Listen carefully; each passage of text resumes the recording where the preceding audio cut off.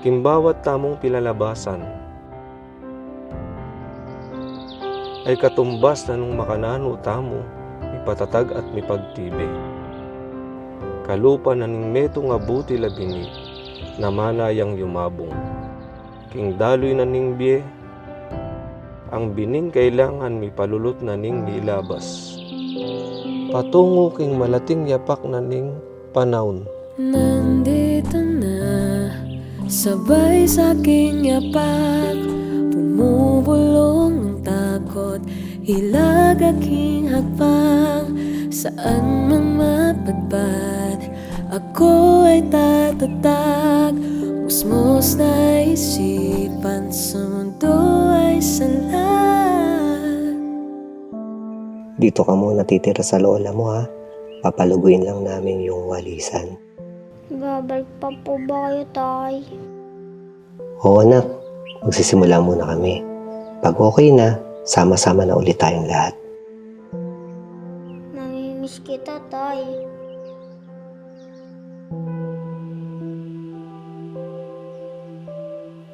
Ang takot sa puso ngayon ay nandito, malayo sa akin ang aking mundo.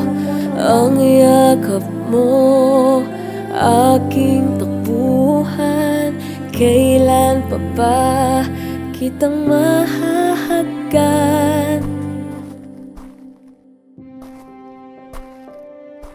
Puno ako ng takot ng mga panahong iyon.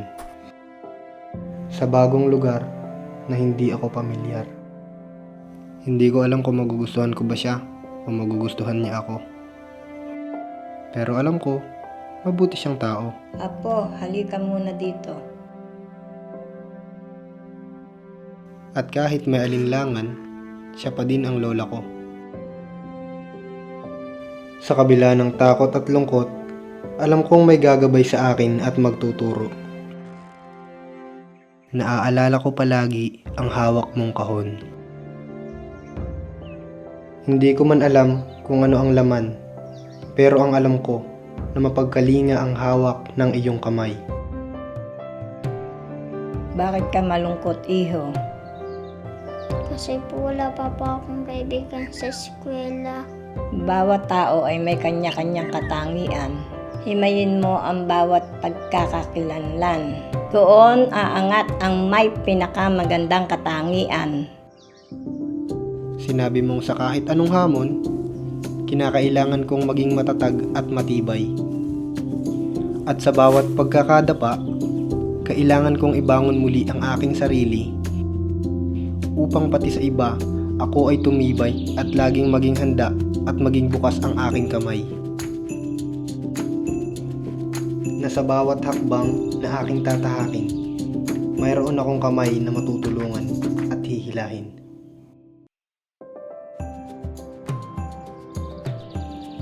Sa bawat araw na dumaan, na minsan puno ng alinlangan, ako'y palagi mong sinusubaybayan at tinuturuan upang dumami ang aking kaalaman. Bakit niyo po ginugupit yung isang ng halaman? Ang pagdadahon ay kailangang mapalitan upang yumabong ng matatag ang halaman, katumbas ng bagong pag-asa.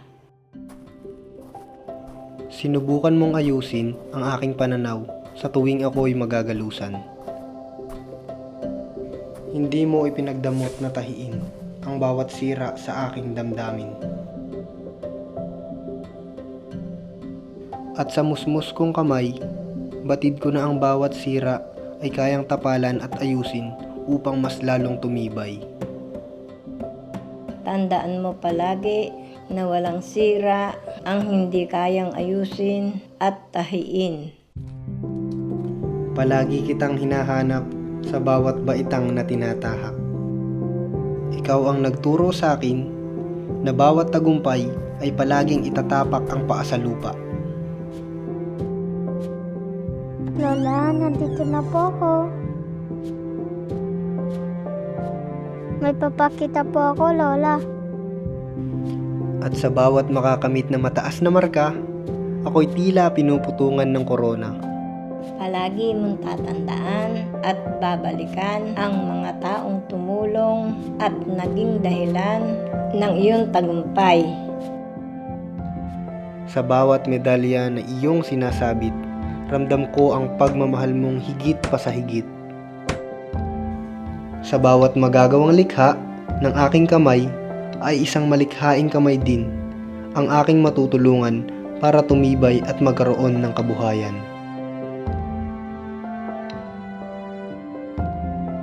Lola, para sa inyo po itong medal ko. Ginawan ko nga pala ng sabitan ang mga medalya mo. Maraming salamat po, Lola. Sa iyong malikhaing kamay, ang kinang ay sumisimbolo sa aking tagumpay.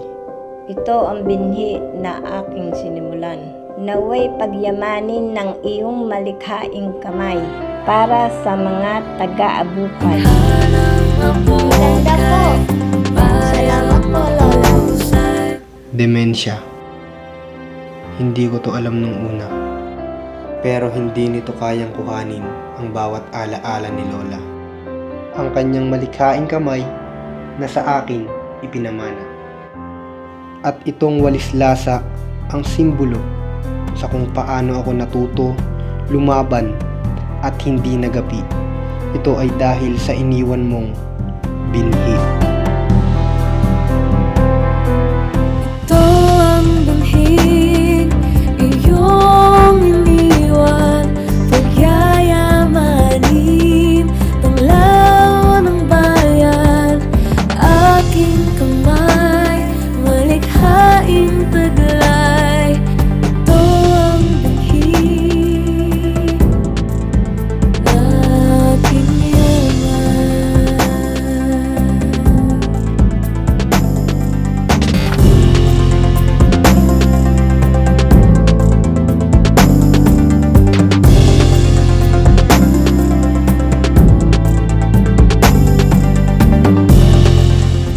Ako po si Ray G. Rason, isang broom maker sa bayan ng Abukay. Ako po ang kauna-unahan nakaimbento ng disenyo ng walis keychain. Ako po ngayon ay isang leader ng Babatang Broom Makers and Vendor Association. Kami po ay nagtutulungan upang mapaunlad ang industriya ng walis dito sa bayan ng Abukay. Hindi lamang po dito, kundi sa iba't ibang parte ng Pilipinas. Ito ang binhi ng unang henerasyon na kanilang iniwan upang aming paunlarin at pagyayamanin. Dakal pong salamat